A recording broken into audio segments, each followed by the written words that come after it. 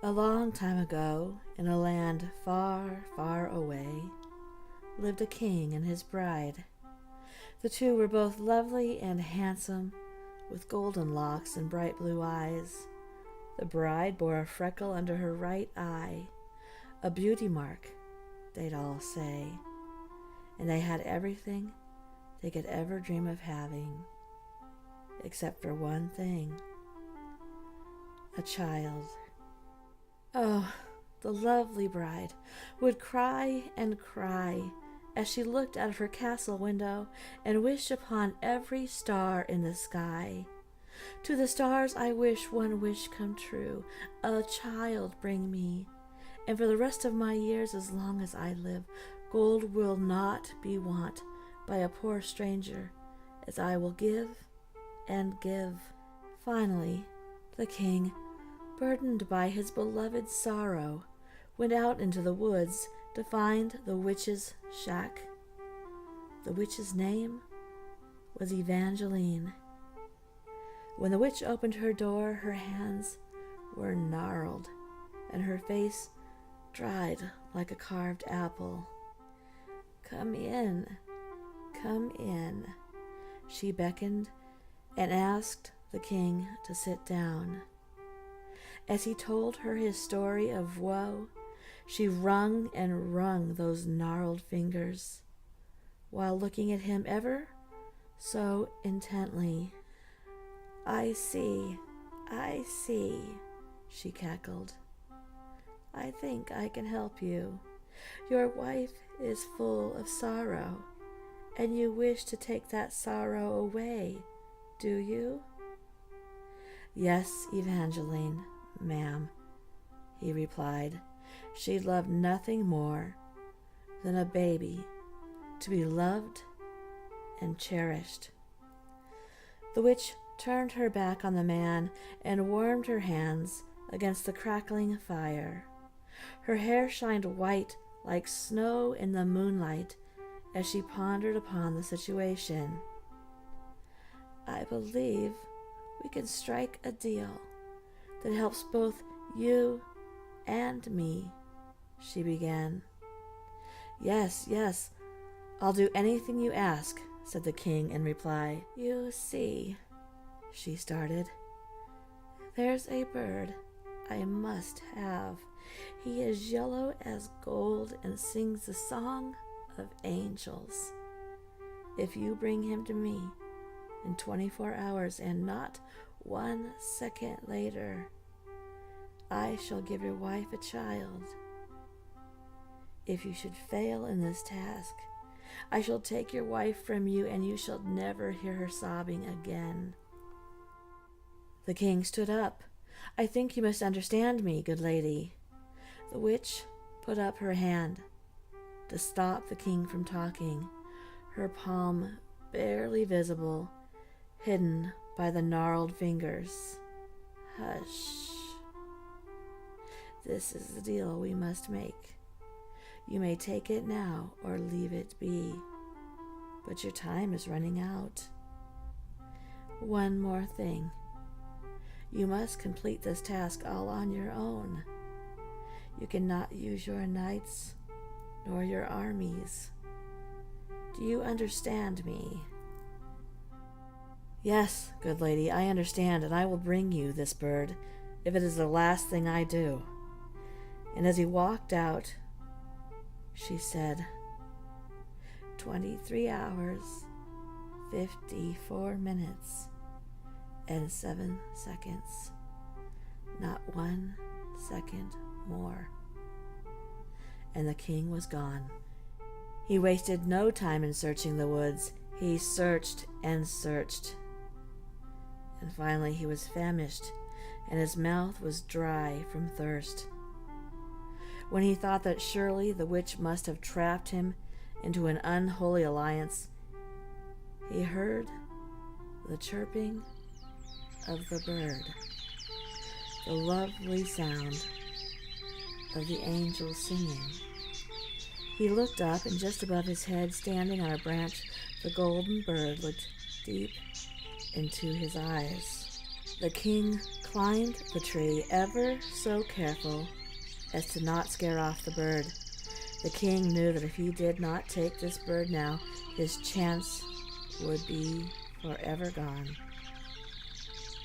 He sat himself on the branch, reached into his pocket, hoping that there would be some morsel of a breadcrumb, just something, no matter how small, so that he could offer it to the bird. And then he felt it. A tiny piece of crumbled and dried bread, ever so small.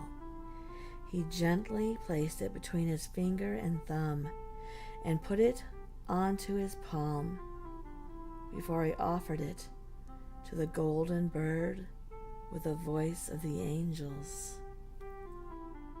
The bird trotted ever so carefully across the branch toward the king.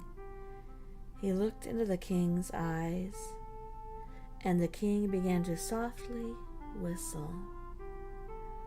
The bird came close, and at last he placed his head onto the king's palm to snatch the crumb. Suddenly, the king closed his large hand around the bird and then clamped it shut with his other hand. He was so thrilled, so very happy. Now his wife would be happy again. A child would be born. He merrily hopped off the branch with more pep in his step. He looked at his gold timepiece and realized that he had mere minutes to get this bird to the witch, when suddenly a raving lunatic jumped out from behind a bush, yelling for the king to give him the bird. The king took off running as fast as he could, but his legs were so exhausted. He jumped over fallen logs, clutching the bird, running to the cabin. He could see it now, its chimney with its trail of white smoke, a single candle lit in the window, and just before the door's landing, the crazy man jumped on the king and wrestled the bird from his hands before disappearing into the night. The king sat on the ground in front of the witch's door. He looked at his hands. One feather softly glided to the dirt, and he began to cry. The witch opened the door and saw the king, dirty and sad.